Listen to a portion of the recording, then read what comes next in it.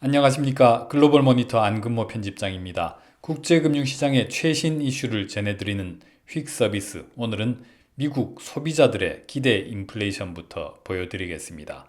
뉴욕 연방준비은행이 지난 2013년부터 매달 조사하는 것인데 이렇게 고개를 치켜 들고 있습니다. 앞으로 1년에 대한 예상치, 3년 동안에 대한 기대 인플레이션 모두 조사 이후 최고치를 기록했습니다. 지난주에 이 그래프로 보여드렸듯이 고조되는 인플레이션 압력은 이렇게 경제 성장 동력을 뚝 떨어뜨리는 원인 가운데 하나입니다. 가격이 비싸지면 소비량이 줄기 십상이니까요. 그렇다고 해서 성장 전망이 완전히 망가진 것은 아닙니다. 보시는 그래프는 옥스퍼드 이코노믹스가 제시한 향후 미국의 성장률 경로입니다. 4분기부터는 다시 속도를 내는 구도로 제시되어 있습니다. 적어도 내년 하반기까지는 과거 평균치를 크게 웃도는 속도를 계속 유지할 것으로 기대하고 있습니다. 물론 성장 에너지가 그만큼 강하다면 인플레이션 압력도 금세 사라지지는 않겠네요. 물가와 줄다리기를 거듭한 끝에 성장 모멘텀은 내년 말이 돼서야 결국 과거 평균 수준으로 정상화될 전망이라고 옥스퍼드는 밝혔습니다.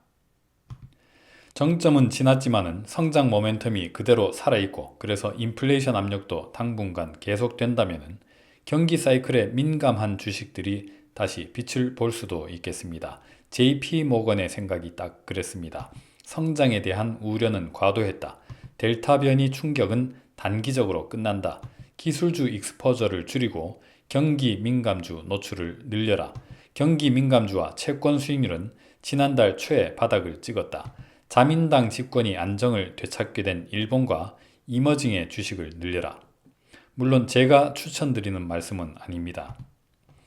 마침 주요 원자재들의 현물 가격을 추적하는 블룸버그의 원자재 스팟 지수가 지난 여름에 고점을 넘어서 10년여 만에 최고치를 경신했습니다. 2011년 QE2를 배경으로 원자재가 급등하던 때와 비슷한 수준이 됐습니다. 이 블룸버그 원자재 지수는 역사가 굉장히 길고 시장을 가장 대표하는 인덱스 가운데 하나입니다. 지난 50여 년의 이 지수 역사 중에서 지금보다 가격이 높았던 적은 2011년 4월과 5월 사이 20거래일 정도에 불과합니다. 유럽에서는 요즘 천연가스 가격이 사상 최고치로 급등하고 있습니다. 발전용 연료값이 뛰니까 전기요금도 급등하고 있습니다. 그 실상을 가장 극적으로 보여준 게 바로 이 그래프입니다. 영국에서 거래된 오늘 화요일 오후 7시에서 8시 사이에 공급되는 전력 가격입니다. 비트코인은 상대도 되지 않는 수직 상승 그래프입니다. 이렇게 하루 뒤 공급하기로 하는 전력은 상당 부분 풍력으로 만드는데 하필이면 요즘 유럽 전역에서 바람조차 잘 불지 않고 있다고 합니다. 원자재 중에서 원유 가격은 그나마 상대적으로 좀 차분한 편이었는데 WTI가 밤사이에 결국 70달러 선 위로 다시 올라섰습니다. 미국 원유 시설의 허리케인 피해 복구가 길어지는 것이 가장 중요한 원인 중 하나입니다. 주요 산유국 가운데 하나인 멕시코의 페소화 가치도 그래서 요즘 잘 나갑니다. 나흘째 강세, 환율이 4거래일 연속 하락하면서 한 달 만에 최저치를 기록했습니다. 성장과 인플레이션이 이렇게 서로 경쟁하는 상황은 장기금리가 오르기에 딱 좋은 환경이죠.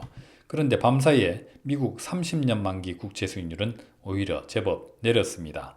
연준이 만기 22년 이상의 초장기 국채를 사들이려고 시장에 나섰는데 중앙은행에 팔려고 응하는 딜러들이 별로 없었다고 합니다.